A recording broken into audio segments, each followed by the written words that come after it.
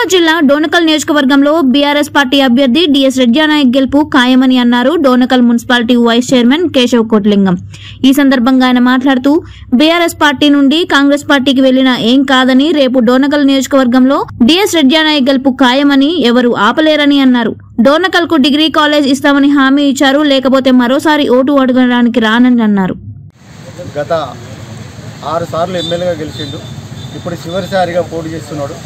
మరి చివరిసారిగా గెలిపించి అభివృద్ధిలో అందరూ కూడా భాగస్వాములు కావాలి.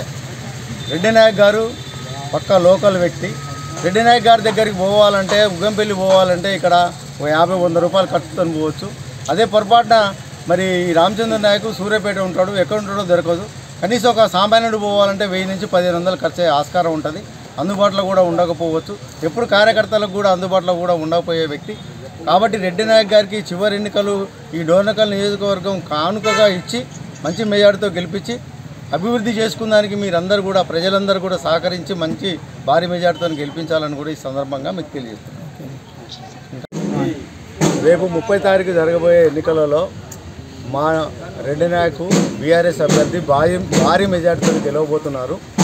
ఎవరెన్ని అపోహలు చేసుకున్నా కానీ మా ప్లాన్ మాకున్నది, మా యొక్క ఆర్గనైజేషన్ సిస్టమ్ మాకుంది. మా పథకాలు మమ్మల్ని గెలిపిస్తాయి. కేసీఆర్ గారు పెట్టిన పథకాలు బీఆర్ఎస్ ప్రభుత్వం రాష్ట్రంలో అధికారం రాకపోతుంది. ఇక్కడ రెడ్డినాయక్ గారు కూడా సుమారు 25,000 మెజార్టీతో గెలవబోతున్నారు. నిన్న పార్టీలో దానిపై రాజకీయ పరివర్తన మారే అవకాశం. వాళ్ళు పోయిన సంవత్సరం కూడా కాంగ్రెస్ పార్టీకే చేయడం జరిగింది. పోయినంత మాత్రాన మాకు అక్కడ జరిగే నష్టం ఏమి ఉండదు. ఉన్న వాళ్ళు మేము అంతా స్ట్రాంగ్గా చేస్తున్నాం.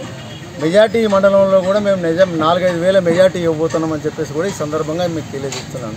కాన్స్టిట్యున్సీలో మొత్తం 25,000 ఓట్లతో రెడ్డినాయక్ గారు ఈసారి మంచి మెజార్టీతో గెలవబోతున్నారు. ఎందుకంటే ప్రజల మధ్యలో ఉండి ప్రజలకు సేవ చేసే నాయకుడు కావాలని కోరుకుంటారు తప్ప ఎప్పుడో ఒకసారి 5 సంవత్సరాలకు ఒకసారి 4 సంవత్సరాలకు ఒకసారి వచ్చి మరి ఓట్లు అడిగితే ఎవరు సర్వీస్ ఇస్తారో, ఎవరు సేవ చేస్తారో వాళ్ళని గుర్తిస్తారు ఇది. కాబట్టి మా బీఆర్ఎస్ పార్టీ మా పథకాలు మమ్మల్ని మంచి మెజార్టీతో గెలిపిస్తున్నాయని కూడా ఈ సందర్భంగా మీకు తెలియజేస్తాను.